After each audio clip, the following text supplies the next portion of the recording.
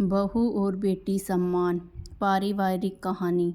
माँ, मैं बहुत थक गई हूँ घर संभालते संभालते। यहाँ मेरी थकान किसी को नज़र नहीं आती। कुछ दिन आराम करना चाहती हूँ। सोच रही हूँ कुछ दिनों के लिए अपने मायके आ जाऊँ। आते हुए अपने बच्चों को भी साथ ले आऊँगी। वे वहीं से स्कूल चले जाएंगे।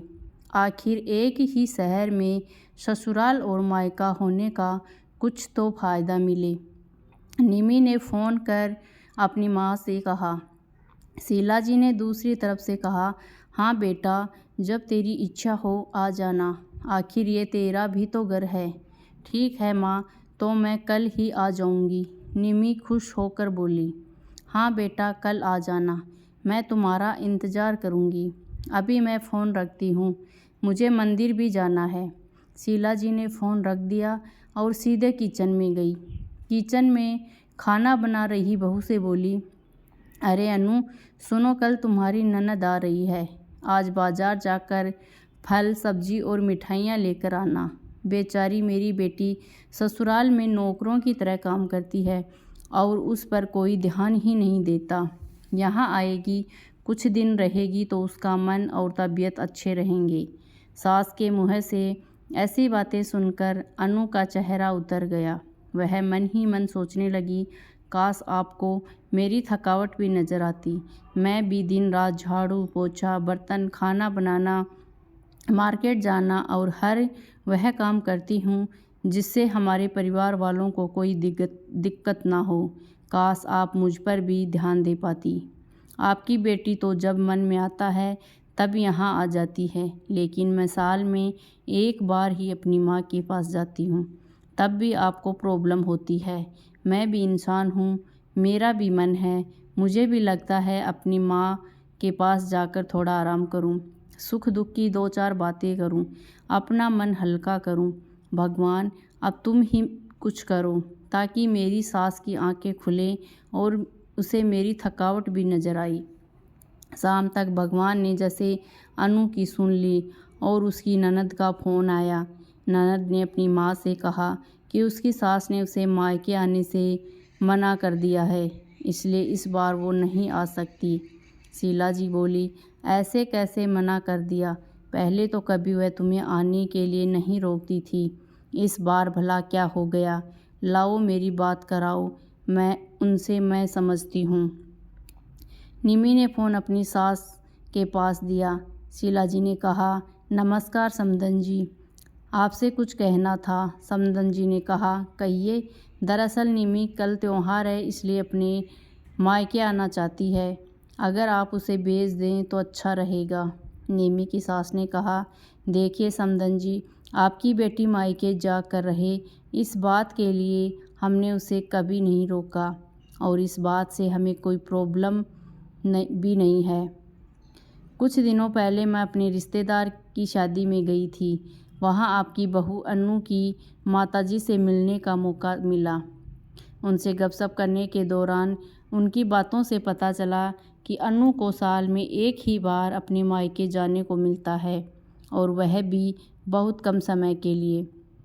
मुझे लगता है आपको पहले अनु को उसके मायके भेज देना चाहिए और जब वह मायके होकर आ जाएगी तो मैं निमी को आपके पास भेज दूँगी। एक बहुत ज़रूरी बात जो मुझे लगता है आपको समझ लेनी चाहिए कि आपकी अपनी बहू को भी बेटी की तरह या बेटी से भी ज़्यादा प्यार देना चाहिए। उसे भी मायके जाने की इच्छा होती होगी।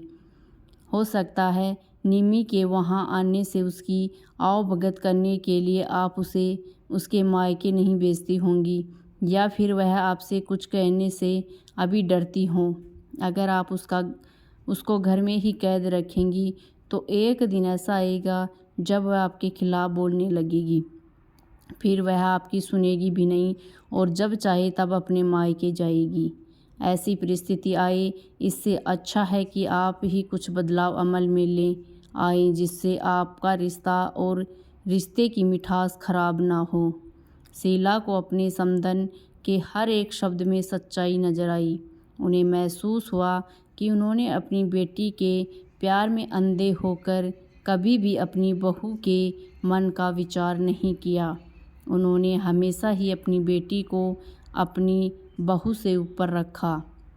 दूसरी तरफ निमी भी अपनी भाभी के बारे में हो रही इस बातचीत को सुन रही थी।